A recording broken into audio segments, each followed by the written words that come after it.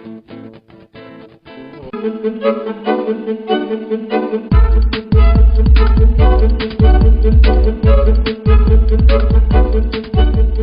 me tell you about Codex Alimentarius. Let me define it for you. Let me help you understand the enemy. And let me assure you that absolutely nothing that I'm going to tell you is exaggerated, is interpolated, or is imagined. Everything I'm going to tell you is documented. And a great deal of it is documented on my website, which is www.healthfreedomusa, one word, healthfreedomusa.org. Let me back up and tell you that I've been watching Codex come toward us for about the last decade.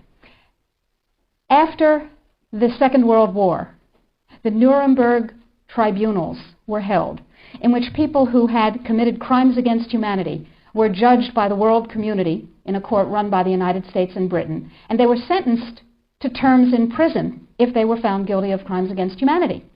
One of the people found guilty of crimes against humanity was the president of a huge industrial megalith called IG Farben. IG Farben produced the gas used in the gas chambers, Zyklon B. They produced the steel for the death camps and the railroad lines. They produced the munitions. They produced chemicals. They produced all kinds of stuff. They produced pharmaceuticals. Big, big, big, big pharmaceutical company. So the president of IG Farben was convicted of crimes against humanity. Now, he's a sort of artistic fellow and creative. He was the one who was responsible for the slogan that people saw as they entered Auschwitz, usually for the last time. Arbeit macht frei. Work brings freedom. Creative sort of fellow. So he was sitting in jail and he said, well, that didn't work. What else can we do? I've got it. Food. He who controls food controls the world. So when he got out of jail, he went to his UN buddies and he said, have I got an idea for you?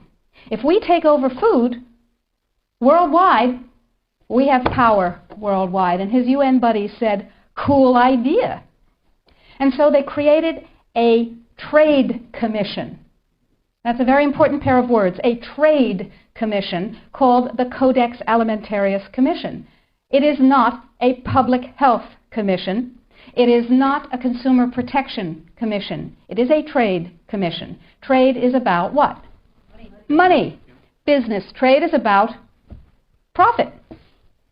Well, they said in 1962, we're going to work toward total global implementation of Codex Alimentarius on December 31st, 2009. Long term. And they set up a bunch of committees on fish and fishery, fats and oil, fruits and vegetables, ground nuts, nutrition and foods for special dietary uses, and so on. There are currently about 27 Codex committees, a huge bureaucratic monstrosity. It's immense. Codex has promulgated well over 4,000 guidelines, standards, and regulations on everything which can legally be put into your mouth, with the exception of pharmaceuticals. They are not part of Codex. Important. Now, here's the history of Codex Alimentarius before 1962. The Austro-Hungarian Empire said, we need rules by which the courts can rule on cases involving food. So we'll have regulations and rules that the courts will enforce. That's how they get their weight. That was called the Codex Alimentarius, and it was put into place around 1893 and lasted until the end of the Austro-Hungarian Empire in the First World War. So the idea was there in the Germanic tradition.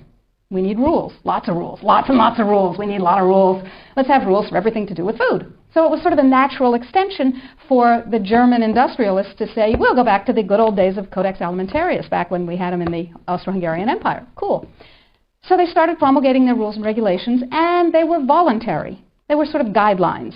Now, Codex Alimentarius Commission is administered by the World Health Organization, WHO, and the FAO, the Food and Agriculture Organization. They fund Codex, and they run it at the request of the UN. So they're mommy and daddy to Codex Alimentarius. And that's very interesting, because they're supposed to be about health and food worldwide. Some conflicts of interest that we'll talk about. So Codex started promulgating regulations and rules. The World Trade Organization, you see, accepted Codex when the World Trade Organization was formed in 1994. Okay? They said, well, how are we going to decide trade disputes around food if we don't have a set of rules? I know. We'll accept the codex alimentarus rules. And all the members of the WTO worldwide will, get ready for an Orwellian term, harmonize with our standards, with the codex standards. If two countries go into the World Trade Organization dispute resolution process, and one of them is codex compliant, and one of them is not codex compliant, the one that is codex compliant automatically wins regardless of the merit of the case. People are using codex compliance as a weapon in a much bigger economic battle. So, every country in the world is racing to do what? To become codex compliant. And you have to remember that codex does not serve consumer well-being, does not serve health. It serves what I call the 5 bigs. Big pharma, big chema, big biotechna, big agribiz, and big medica. Little you and little me are not served by codex in the least.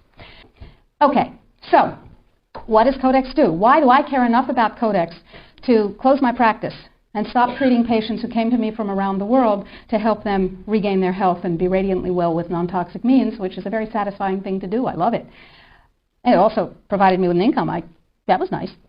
Nutrients under codex not only are limited to those nutrients on the positive list, and we anticipate there will be 18 of them. What we're talking about is waking up one morning and being very surprised to find that high-potency, therapeutically effective, clinically significant nutrients are now illegal in the heroin is illegal.